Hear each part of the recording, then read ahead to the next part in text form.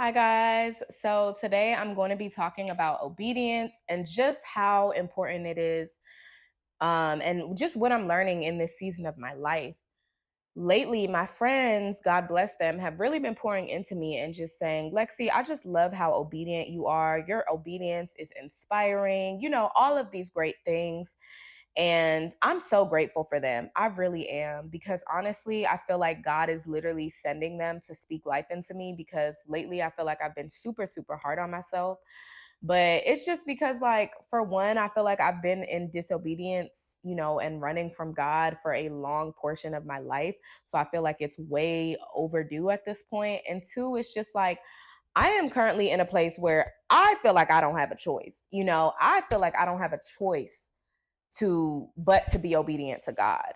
And people will look at me or hear this and be like, what? Like, God is gives us free will, da da da. And you're right, God does give us free will. But your parents, when they tell you to do something, if you grew up like mine, like how I grew up, your parents, when they tell you to do something, you do it, And I'm not saying I always did that, because Lord knows that's not true. But the idea is, when your parents tell you to do something, you do it. And if you don't, there's going to be consequences. There is going to be consequences. And that's just that. You have free will to not do it. However, you might be grounded. You might have your phone taken. You might, like, just so many different things that can happen. There's people that literally lost their lives because they did not listen to their parents, you know? There's consequences. Like, you have the free will, because we're human beings.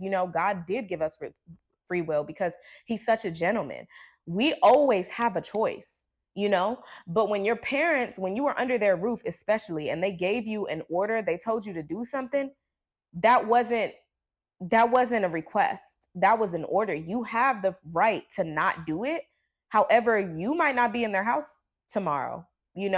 You might not, have your phone privileges tomorrow. Whatever the case may be, there was always consequences for if you did not do what they said. It's the same thing with God, because God is our father, he's literally our dad. So when he's giving us an order, it's to protect us.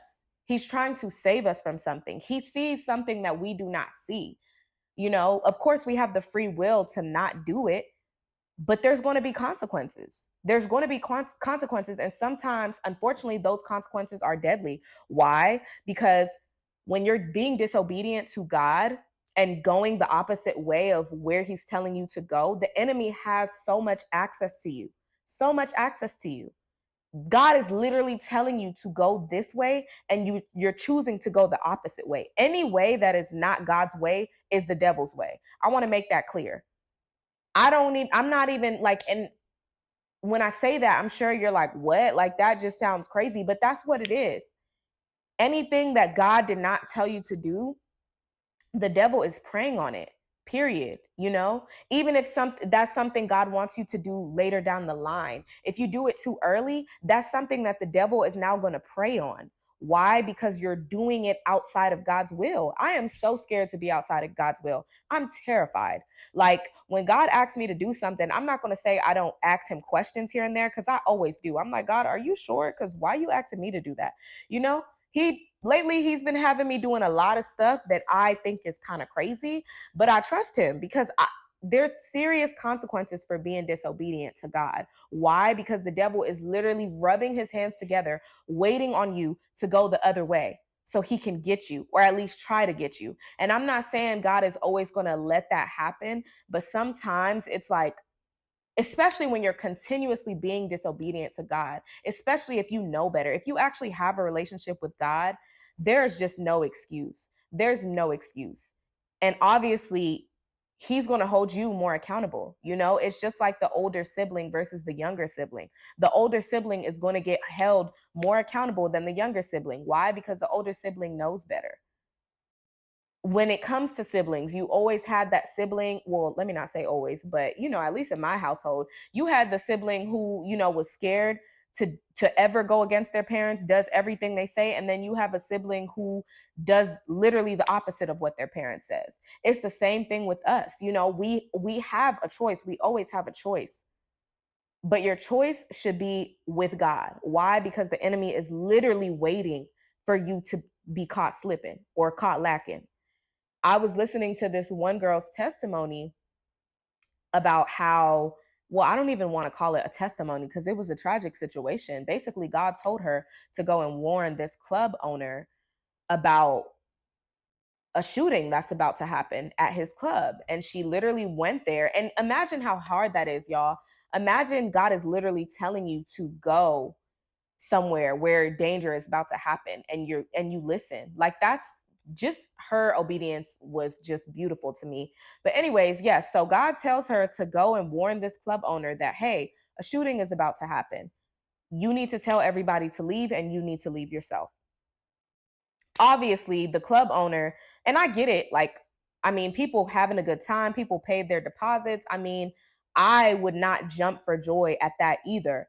But and it does sound crazy when especially if you don't really have a relationship with God, you're not too deep in your relationship with God. That sounds crazy. I mean, that girl can be anybody. She can be like crazy, or like, let me not say crazy, I don't like that word. She can be going through mental struggles, because we all a little crazy. Anyways, yeah, so I completely get why he didn't jump for joy at, what she said, but it ended up costing him. So anyway, she warned him, she did her due, she left. Cut a long story short, he ends up, I guess, got the heaviness from being disobedient started to weigh in on his heart. So he did close the club early, but he waited until way longer than when she initially came there. So he waited, and then he did close the club a little early, and he said everybody got to leave, blah blah blah. Cut a long story short, the person ended up coming there and doing what he did, and the club owner lost his life, unfortunately. God rest his soul. But when she said that, my mouth was on the floor. And that's a perfect example of how the enemy is just waiting. He's just waiting for you. He's waiting for you to not listen to God. Even in delayed disobedience, it can literally cost us our life. There are people who literally have lost their lives from not doing things the way God told them to do it. It was also this one girl who was telling her mother, like, the story of her mother and how her mother lost her life. They were strong believers in Jesus. And Jesus basically told her, you need to leave that man alone. I don't remember if it was the girl's father or not, but basically the girl was saying that Jesus literally told her mother to leave this guy alone. And her mother refused. She kept going back. Cut a long story short, that man ended up taking her life, unfortunately. God rest her soul. But once again, this is literal evidence of people telling their stories of how people around them have literally lost their lives due to being disobedient to God. God is literally your creator. If he's telling you to do something, he knows what he's talking about. He has the most credibility on this earth, better than any doctor better than any old person it don't matter. Like, God literally created this earth. He sees things that's happening in your life before you were even born. He planned for everything to happen according to his will. But the second you step out of his will, that's when the enemy is just waiting. He's waiting to catch you lacking. He's waiting. In Genesis chapter 22, verse 18, God literally tells Abraham, because you were obedient, the people who come after you will be blessed. Like, your descendants will be blessed. Your offspring will be blessed. Why? Because you were obedient. So obedience to God doesn't even just bless you, but it blesses so many people around you. And that's another story for another day in my situation. But I cannot tell you how many times me being obedient to God was not only a blessing to me, but a blessing to so many people around me. Like, God is so intentional and he's so beautiful. Like, when he tells us to do something, it's not, it's not, it is not, it's not a request, y'all. It's an order. It's literally an order. I used to be like addicted to drug cartel shows, and God delivered me. Thank you, Jesus. But I used to, like, I'm telling you, I loved drug cartel shows. I don't know what was wrong with me, but I just loved it. Loved it. And of course, my favorite was Power, because I mean, let's be real, that's the best. But yeah, and my favorite thing about, like, the cartel bosses or whatever in the show, they would tell the people working under them to do something. And before they got off the phone, they're like, this is an order. This is not a request. And hangs up. And I just thought that was just so, like, I just loved it, because it's like, period, lay the law down. Like, don't let them play with you. And like, obviously the people who work for them would be like, oh my gosh, like, I got it, like, we got to make this work, we got to make this happen. And obviously I'm not comparing God to, a wicked person or a wicked boss, but I am it's the same concept, where when God tells us to do something, we need to be shaken in our boots. We need to know that no matter what, we got to get it done, because he's not playing. Yes, God gives you free will, but if you go against that, there's consequences, and sometimes deadly consequences. So when I compare that to, like, some of those shows, it's like, it's the same concept. Obviously, two completely different situations, but it's the same concept. That God is not saying, "Hey daughter, hey son, can you do this for me please?" Like, what? He's God. He literally created the earth. He's not going to beg you, he's not going to force you, but it is an order. It's up to you if you want to take the order or not. It's up to you if you want to listen to your parent or not. But there's going to be consequences. Period. And just as, in Genesis chapter 22 says, the same way that God says your descendants will be blessed from your obedience is the same way it can be the opposite from that. Like, your disobedience can literally cost your children. It can literally cost your children's children. That's why it's just so important. And I don't mean to, like, make it sound like this, like, like, it is scary sometimes when you think about it, but like, that's why you should always just seek God and constantly be in prayer with God, and tell him, like, even if you're confused, even if you don't want to do something, tell him, like, God, I don't want to do this. And I've had those conversations with God too. But even that is like obedience, because you're bringing it back to God. Like, hey God, is there another way? You know, so many people did that in the Bible. Even Jesus was like, God, you know, he knew what he had to do and did it, period. He didn't, it's not like he was doubting God, but he was just like, God, like, why? Because he was so scared of being separated from God for even a second, you know?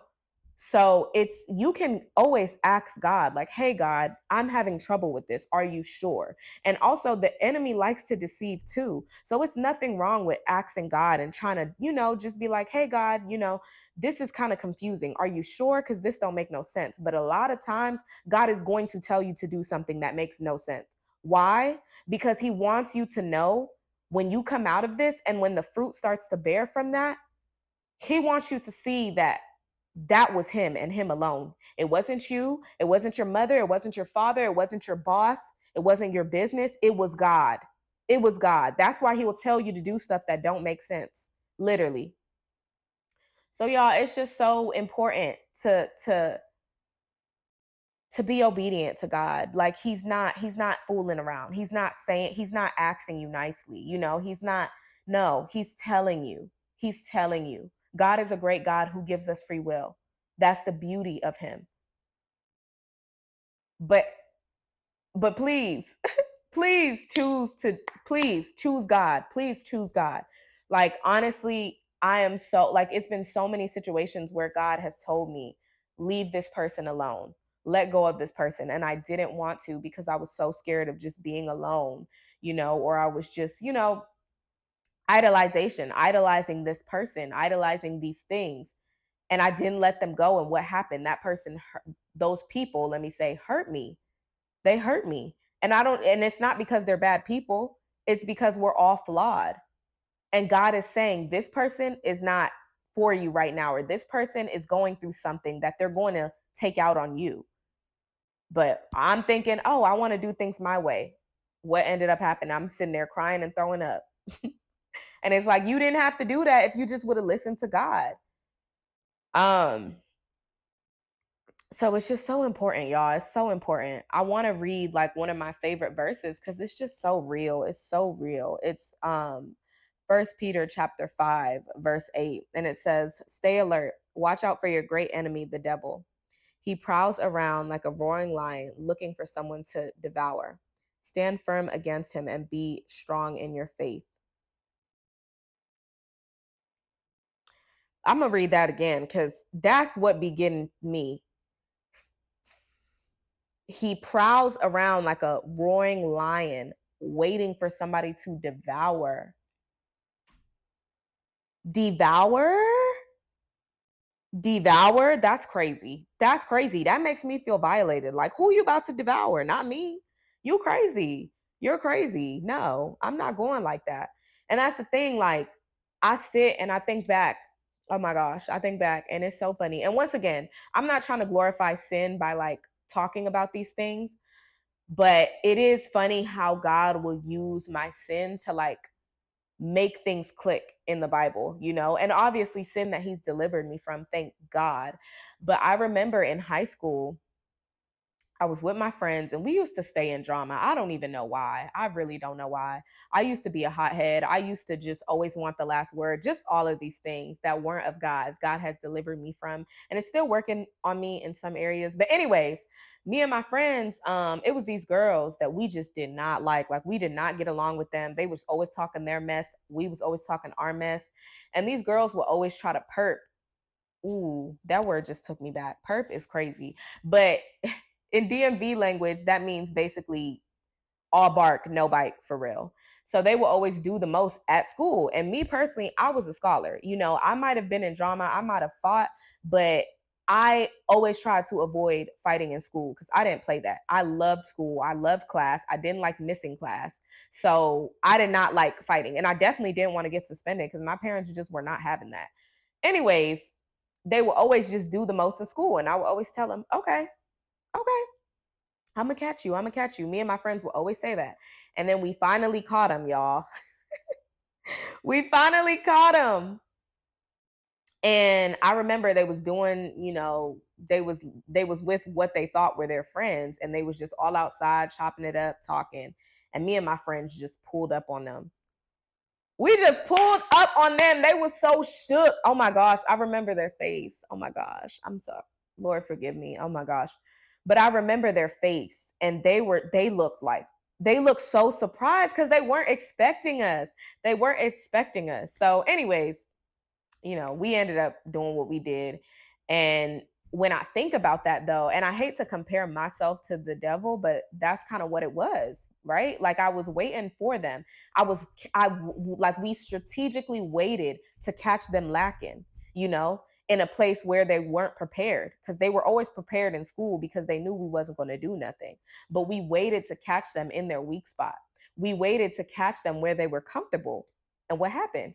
We pulled up and did what we did, you know? So I say that to say that's the devil. I hate to compare myself to the devil, but that in that moment, that's what we were. That's the devil with you. He's waiting for you to be in disobedience with God. He's waiting for you to be out of alignment with God. He's just sitting there like, when is she going to like finally let up? You know, when is she finally going to fold? You know, she's been obedient for a couple of months now. When is she finally going to be like, no, God, I don't want to do this anymore? That's the second he going to slide in and be like, bet, I got her. I got her. And he just going to shake up your world. And I don't know what that looks like. And that's the thing. God is so gracious. I'm not going to sit here and try to act like God does not give us grace, because he does. God gives us so much grace. But after a certain point, it's like, you're going to have to learn one day. Just like your parents scold you, just like your parents allow you to go through certain things so you can learn, that's the same thing with God. And unfortunately, sometimes, especially after God has been telling you time after time and you don't listen, there's deadly consequences, y'all. It's so scary. Like, even when I hear some of these stories with these, you know, people in abusive relationships, you know, God is literally telling them, leave. You are not supposed to be going through that. And I'm not saying it's easy, because it's not. And I get that. But like, this is why you have to actively seek God in everything you do. Seek God. Ask him for guidance. If you don't want to be obedient to God, that is fine. I'm not saying it's easy, and I'm not saying I'm always obedient to God. Like, yes, this season I'm on a roll, but I have my season, especially with delayed obedience. That's something I still struggle with. Delayed obedience. Like, I will listen, But sometimes I'll drag it out and be like, God, I'm not ready to do that yet. And sometimes God will give me grace, and other times God will immediately show me why I should have listened to him immediately. Like he don't waste no time. And the deeper you get in your relationship with God, the more it's like you know better. The more it's like you're like the older sibling who knows better, who's going to get penalized versus your younger sibling who don't know no better. So, y'all, I say that to say, please be obedient to God. He loves you. He's your father. Well, he's our father. Let's not play. He my father too. But, he loves you. Like he loves you, and nothing God is telling you to do is to lead you astray. And I completely get that it's scary. It's scary. Sometimes I'm like, God, who all over there? Like, what you mean you want me to do this? Especially like, I'm not even going to get into it. Some of the stuff y'all already see, some of the stuff y'all are going to continue to see. But some of the stuff God is telling me to do right now, I'm like, God, you're not talking to me. But it's like he is talking to me, and it's okay. It's scary, but it's okay. Why? Because God is going to be over there. God is going to be over there versus your way that the devil is going to be over there. The devil is going to be there waiting for you, just waiting. Like, oh yeah, she's so stupid, just waiting for you. God is over here. He knows what he's talking about. The devil is over here. So, which way do you want to go? You want to go God's way, that yes, it might be scary. Yes, it might not make sense, but God is the one covering you, versus your way, where the devil is there sitting and just waiting for you, waiting to devour you. Devour, not even eat, but devour. Mm-mm, not me. I'm sorry. So, when I say I don't have a choice, that's what I mean. I have free will, yes, but I don't have a choice because I know what it's like to be outside of God's will, and I don't ever want to feel that again. In Jesus' name, amen. That's all I have for y'all today. I really hope that you got something from this video. Like, please feel free to DM me, email me, comment, whatever, if you have any questions or concerns, or I said something that ruffled your feathers. Like, let me know.